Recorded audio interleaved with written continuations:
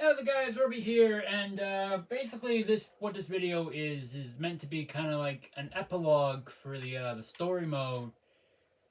Kind of mostly showing you sort of what happens after, you beat the story mode and all that. So, I wanna, so first off, we'll head over here to the Grisco. And normally when you head to Grisco, you salmon run. There's usually like a bear like radio that's sitting here, but now that radio is slightly different. It is now it's a giant salmon eating a bear, which is reminiscent of a huge fry beating Mr. Grizz back in the story mode. And nothing else really changes, but this was here what I found how do you get your rewards. And also by beating the story mode, you unlock you unlock the hero mindset replica, hero suit replica, hero boots replica, and the hero shop replica. So you get those, and that's cool. And you also unlock a secret level when you beat every single level in the game. In a story mode. The level is called After Alterna, and my original plan for this video yesterday, this is being recorded on Saturday, Saturday 15th. My original plan was to, record the video of me beating After Alterna, but after kind of like my first session, I realized, it's not worth it. But I did beat this level last night. It was very relieving to have finally beat it. The level was extremely tough. It was harder than that Pac-Man maze in Site 5, which I use as a comparison. But I got there in the end, and I kind of felt like maybe today I could just, sort of show off what happens when you beat the story mode. First, I do want to I do have video and photo evidence that I did beat. I did play after all. So this was a section in part 2 of After Alterna. Was a rail shooting section. It was pretty stressful, to say the least. And so After Alterna has like 4 different sections. The first one's like a semi-platforming. It involves a lot of hugging walls. Second part was rail shooter. Third part was, I'd argue, probably the easiest part. It requires work with circle blocks, and the fourth part was like a battle against 3 waves of octolings. I mean, the first 2 waves are kind of manageable, but then the third phase, they just go unga bunga on you. And then I kind of so my strat for that was I just kind of hid in the corner and picked them off one by one. And so, this is photographic evidence of me having beaten off After Alterna, and I have, gained the extra log. Took me 18 minutes to beat, but it was okay in the end because I got 3,333 power eggs in the end. It did kind of burn a small hole in my power egg collection, but not too bothered about it. But yeah, so since I didn't, want to do a video on me beating After Alterna, I decided, we could just sit through here and read the Sunken Scrolls and Alterna logs. I kind of did say at some point I wanted to, maybe do a video like this, but today's that day, so let's check out the Sunken Scrolls of Splatoon 3 and see what it's about. So, Scroll 1. Greater Inkopolis and the Splatlands have wildly different methods of serving up clam mochi. Inkopolis style means a clam wrapped in mochi, but Splatlanders wrap the mochi with clams. They also sprinkle on sesame seeds on top of it and top it with hot sauce. It's Splatsville's clam to fame. Alright, so just like a reverse burger in a way. Scroll 2. Long ago, our splatted lands were almost washed away by a great flood. All was presumed lost until 3 lights appeared and united to consume the disaster. Thankful for their salvation, the townsfolk threw a festival with 3 portable shrines as tribute. And I'm not sure if you can see, but there are like 3 different symbols there. And I'm assuming this probably has to do with like sort of like the masks that Deep Cut wear. You know, because I could see that one of them is like, it looks like a manta ray that's representing Big Man. Scroll 3. Visit a sparkling city of chaos, the hottest place in Splatlands, Anarchy Avenue. Walk it, feel it, live it. Special collection. Walk the Splats Will Walk, page 54. So someone literally just ripped up part of a magazine and thought, hey, let's put it in a Sunken scroll. I don't blame them. Scroll 4. Live wild, live free. We do whatever we want. This town is a melting pot. Let's stir things up. I'm tired of folks pretending to be cool. I want to get so fired up that I boil over. Okay, someone for an interview. 5. This is something literally straight out of a manga. For the Inklings and Octolings of the Splatlands, aggressive action is the best way to make a splash in the local scene. Youths will often dress themselves in the style of a delinquent or hooligan to intimidate peers during combative courtship rituals known as rumbles. Yeah, it's literally just literally the manga. Yeah. Scroll 6. The lobby I've built doesn't have a single standout feature, because everything here is feature worthy. If you don't have the greatest turf war experience ever, I'll eat the smaller of my 2 claws. Glenn Fiddler, President and CEO. Just this Steve Jobs looking guy. He's maybe giving an interview. Rule 7. Grisco Industries Occupational Safety Guidelines.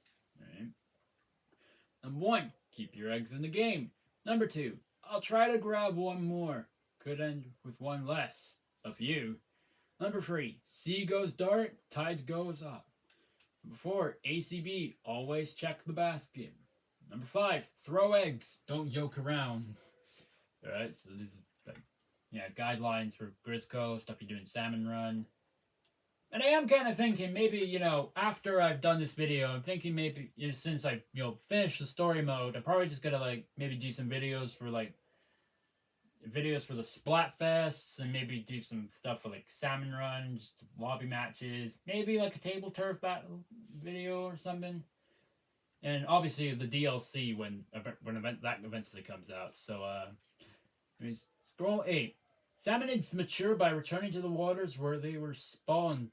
Sometimes, in very rare cases, a young salmonid will stray too far from their original school during a run and become lost. Their wandering quest to return home can lead to the prolonged starvation and an insatiable appetite. It's kind of like small fry in a way. Scroll 9. Splatsville's rowdiest, loudiest trio is hijacking the airwaves. Clean out those ears and open those eyes wide for your hometown, Hype Squad. Deep Cut. Tune in and catch them, if you can. So obviously this is kind of like, Deep Cut was rising in popularity. So that's pretty cool. Roll 10. Oh, a hungry blade, a sharp grin in a wild warrior's hand. It bites just once. It bites just once. A flash, a slash, a sudden shudder. Shredded remains sink down like falling snow. A fleeting flurry, brief as life itself, falls around my open parasol.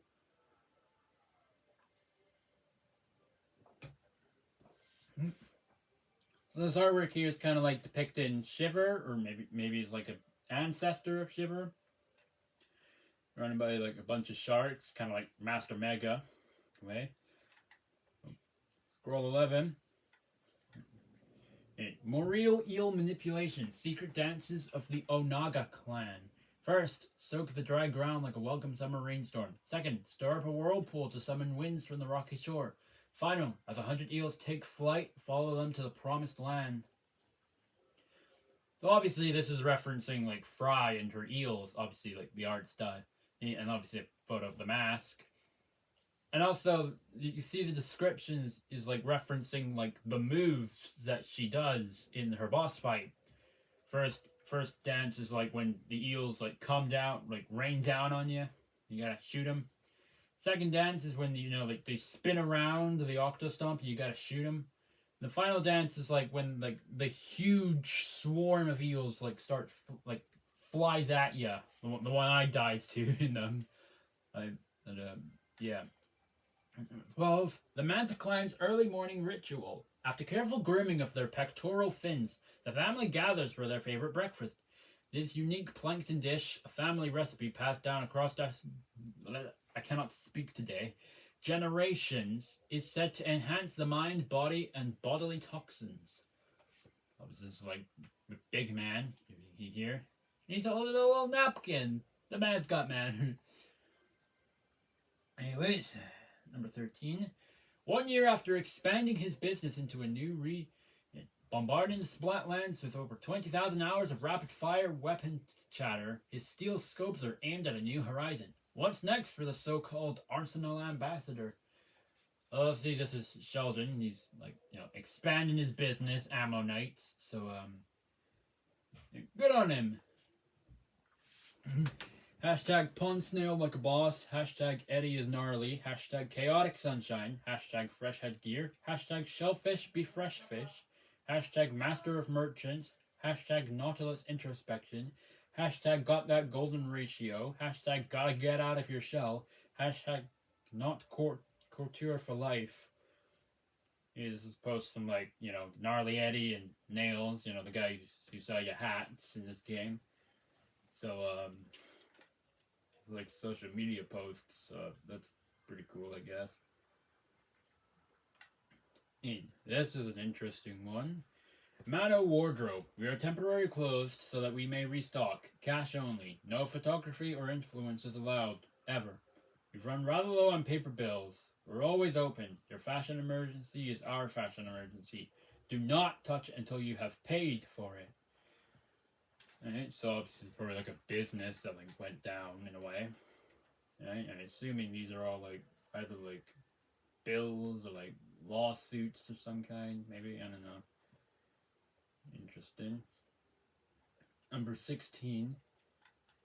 Wait, Man of Wardrobe. Isn't this like that's like the jellyfish who sells you clothes, right? That's what because these ones are like to do with like the shopkeepers and all that, right? Anyways, moving on. 16. As they grow, crustaceans such as the coconut crab frequently shed their shells to allow for further growth, because strong sunlight encourages this shedding behavior. This may explain why Splatlands crustaceans often grow to be far larger than their counterparts in other regions. Obviously, it's like Mr. Coco, I think that's his name, or something like that. The guy who sells his shoes in this game. That's what I'm getting on. So you can this is kind of like the cycle he went through. Started out as an egg, then was a tiny crab, and then he started, standing up straight, and he got swole. Yeah. 17. This is to do with Hotline too. Here. Yo, Barry C here, Hotlantis' hottest only owner. I got a split for a bit to stock up on stock, winky face. But it's all good. Harmony, yep, from Chirpy Chips. That's a reference to one of the bands from a previous Splatoon game. Is filling it, and she knows this shop way, way better than me. Sweating emoji. So business. So business. That's gotta keep right on booming. Happy face. So obviously this is like, when like, because like the original shopkeeper for Hotlantis we've never seen, so that's kind of why we only see Harmony in the shop. And obviously just a bunch of random stuff like Dorito knockoffs, funny artwork, some Haribo wannabes, sunglasses, and obviously Harmony herself. Pretty cool. And it's here, post 18. Frying out here in Scorch Gorge in more ways than one. Sweaty Shell. Hashtag Sweaty Shell. Hashtag biking trip. This is Krusty Sean. He's he's out on he's on tour. Obviously he does like Instagram posts, yeah. And also there at the bottom right, you got some jellyfish that look like they're trying to cosplay the Beatles or something. Some like old fashioned musicians or something. I don't know. Number 19. Letter of appointment. Employment. New Squidbeak HQ. First Splatoon. Adjustments. Promoted to captain with emoluments of pay grade 33. Great cuttlefish.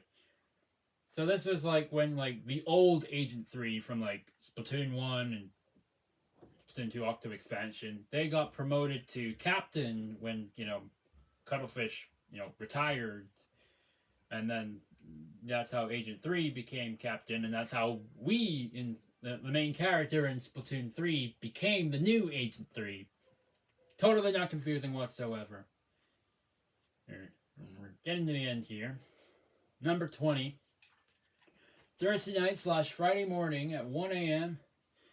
It's the 100th episode of the Marie After Night, and a special guest stopped by to help me celebrate. My cousin Callie. It's a Squid Sisters Gab Fest. We could not stop talking. Not kidding. We went over the scheduled end time by 5 hours. Oops. That's cousinly love for you. 21. Ooh. Yeah. Seems these are instructions on how to mummify an inkling. Maybe in olden times, inklings thought if they preserved the bodies after death, they could be revived someday. But there's no way that is a real one stuck here, right? No, of course not. It isn't, right?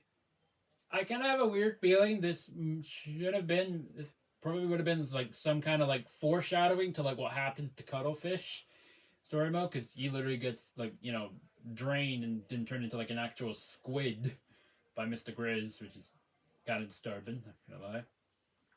Anyways, after leaping from Inkopolis Square to the world stage, Off the Hook has found their new side project, performing vocals for a rising rock band as Damp Socks feature Off the Hook. Discovered online, their super talented collaborators offer an upbeat melancholy sound that had Off the Hook hooked. Over here's Pearl and Marina, and we're also most likely going to see these guys again in future DLC, so that's going to be cool. Number 23, Operation Little Judgy Judgment. Praise behavior. Analyzing praise fur quality. No imperfections found. I guess I'll go after the toe beans. Alright, so I guess this was when Judd was like making like Little Judge or something. And yeah. Final one. 24. Subject name Marigold. Nishia Orana alias Anarchy District 33 blank. Poisson Rouge alias Rue de Blanc 196 Chateau Bateau. Ranchi alias Southgill Province Telford City blank district. So this is like marigold species or something? I don't know. Is she like a fugitive with the law or something? I don't know. But that's all of the Sunken Scrolls.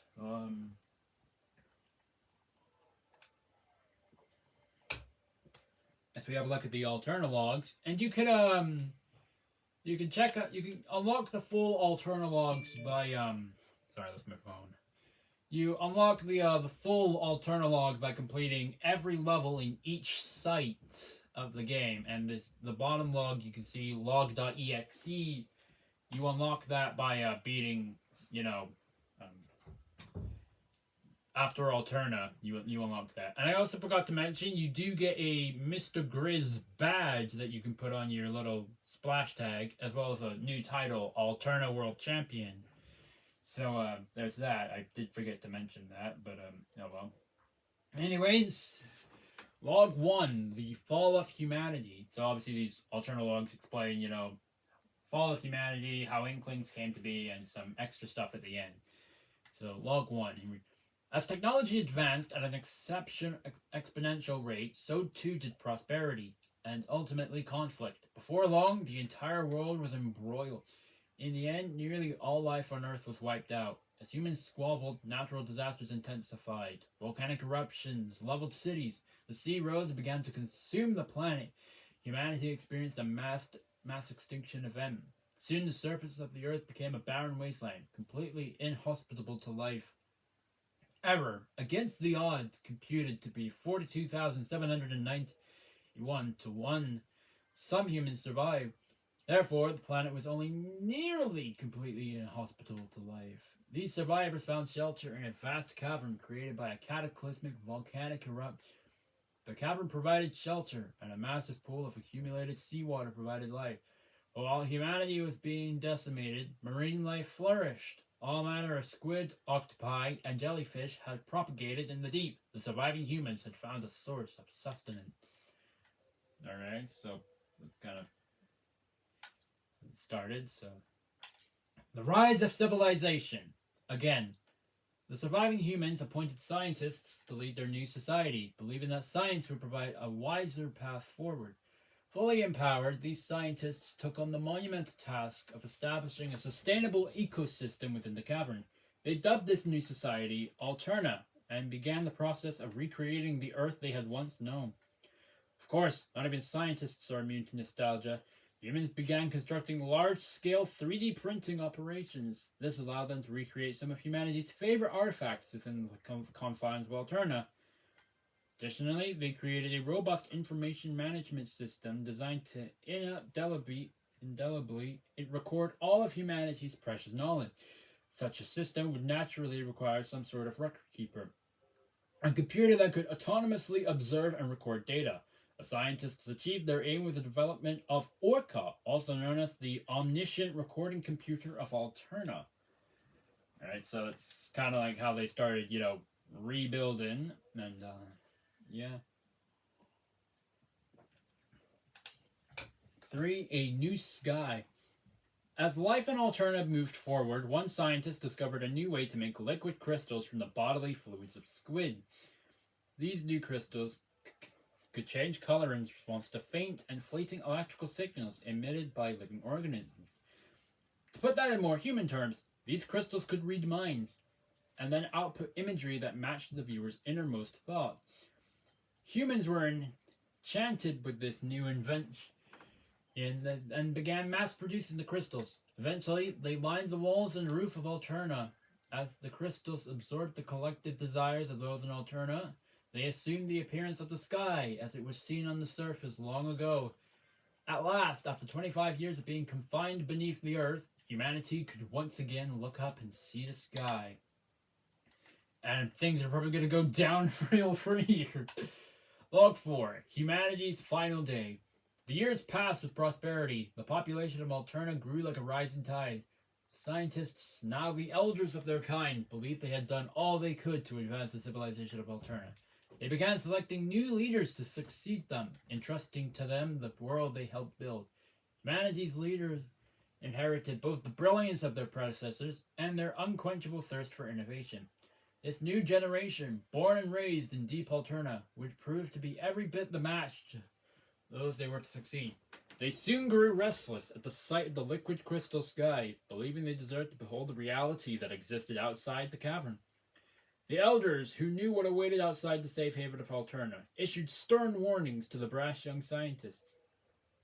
Nevertheless, the young scientists pressed on with their plan, the construction of a massive rocket ship to escape Alterna. Sadly, as the boosters were ignited for the first time during a launch test, tragedy struck. The energy from the rocket boosters overloaded the cavern's liquid crystal. A violent and terrible chain reaction ensued. Without warning, the stone walls of the cavern began to shatter, raining debris down upon humanity. Alterna, the last civilization of once prosperous humanity, was no more. And those few who escaped, the carnage would soon follow it into death. Yeah, so the humans, the new leaders, they try to escape Alterna, but they ended up, kind of causing their own extinction. So humanity's truly dead this time. Anyway, Log 5. Fresh intelligence awakens. As the inner walls of Alterna collapsed, thousands of tons of rock and liquid crystal plunged into the waters below. As these crystals washed to and fro among the flotsam and jetsam of humanity's former colony, they broke into microscopic fragments. Because they had repeatedly absorbed and reflected humanity's wishes over so many years, the crystals retained those feelings. Little by little, the squids, octopi, and assorted sea creatures that thrived in the waters of Alterna absorbed these crystals into their bodies. This process continued until one day the marine organisms began to feel something fresh. These fresh impulses bore a striking resemblance to humanity's passive desire to return to the Earth's surface.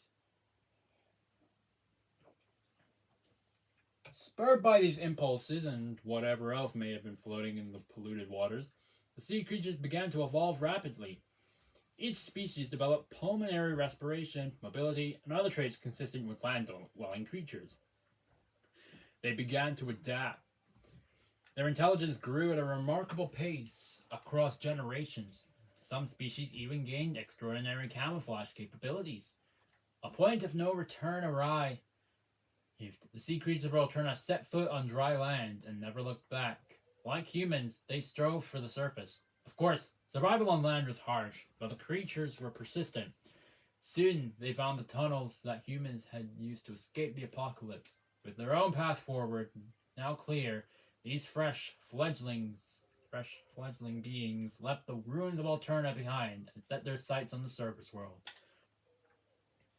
So this is kind of like how, most of the population now on this earth is now sentient sea creatures. There's that. And Log 6, the land of fresh beginnings. The beings that had emerged from the water soon emerged from the cavern of Alterna itself. From there, they flourished quickly. It wasn't long before they had explored every corner of the world. This epochal event gave great significance to the crater above Alterna and its surrounding territories, now referred to as the Splatlands. The region would, from that point on, be known as the Land of Fresh Beginnings. Among the creatures that now thrive on the surface, these newly evolved beings, having scattered themselves across the globe, soon gave rise to distinct cultures and unique ways of life. Out of all the species now roaming the earth, squids and octopi soon distinguished themselves via intelligence and fresh vibes, so to speak.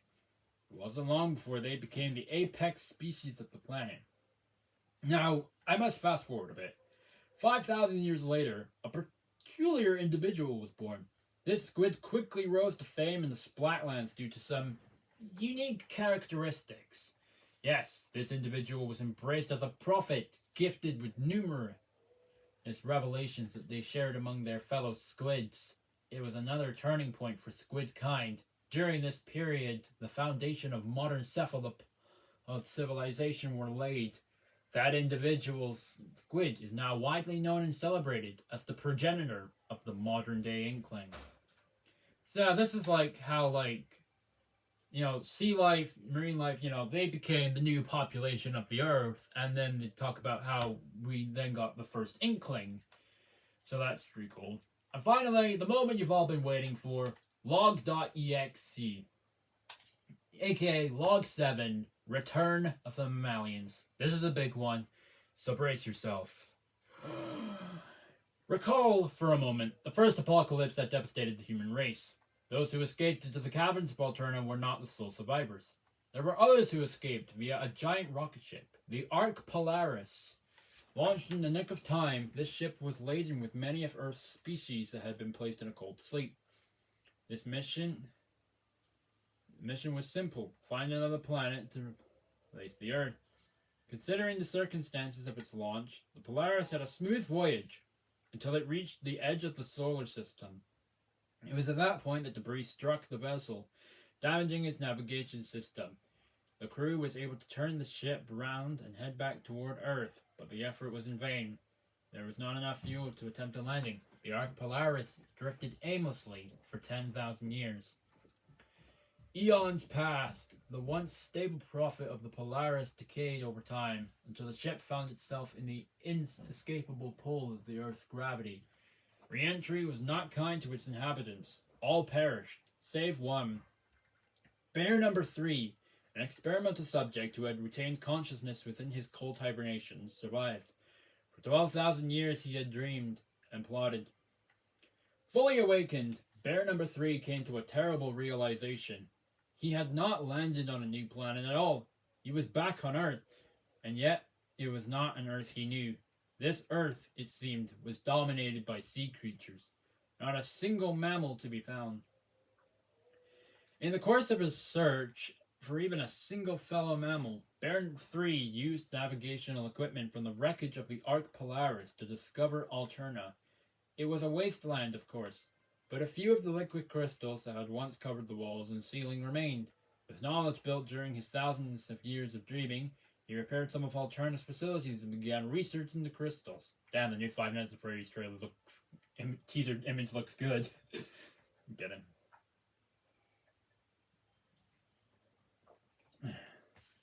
This research bore fruit when Baron number 3 compounded some of the liquid crystals with his own fur. The experiment created an entirely new substance with one terrifying property. It could transform any living creature into a mammal. Baron number 3 realized the implications immediately. He could restore the planet to a mammalian paradise. He began stockpiling fuzzy ooze, as he called it, with an Alterna's still intact rocket. This is kind of referring to the final boss fight, where we had to, stop the rocket from, reaching the Earth in 3 minutes and 33 seconds. For such a venture, he would require the acquisition of thousands of golden eggs. These were used in the creation of the fuzzy ooze, although the exact details have never been recorded in my memory banks. But Baron number 3 had a plan. He founded a corporation that would go on to employ locals to collect his golden eggs under the name Grizzco Industries. Mr. Grizz, as he was now known, would pay handsomely for them. With fuzzy ooze production peaking thanks to the assistance of unsuspecting inklings and octolings, Mr. Grizz took the final steps to set his plan in motion. The rocket was loaded. It wouldn't be long now. So yeah, this final log basically kind of details, Mr. Grizz's origins and, how he set up Grizzco and the origins of the fuzzy ooze and his whole evil plan and all that. And yeah, that's basically it. There you have it. That was me reading all of the Sunken Scrolls and all of the Alterna logs and kind of showing you sort of, what happened when or let me see here in my tag. Here. Yeah, you see this is the this little badge here is for the secret kettle found in clear, and with title. Oh wait, hang on. I remember. I don't have the titles yet because I didn't go to the I haven't collected my rewards yet. So excuse me one moment.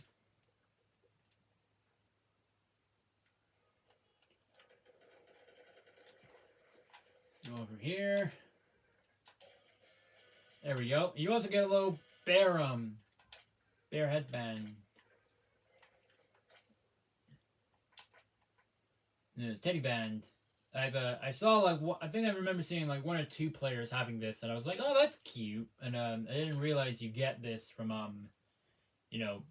beatings. But I'm keeping on the hero suit,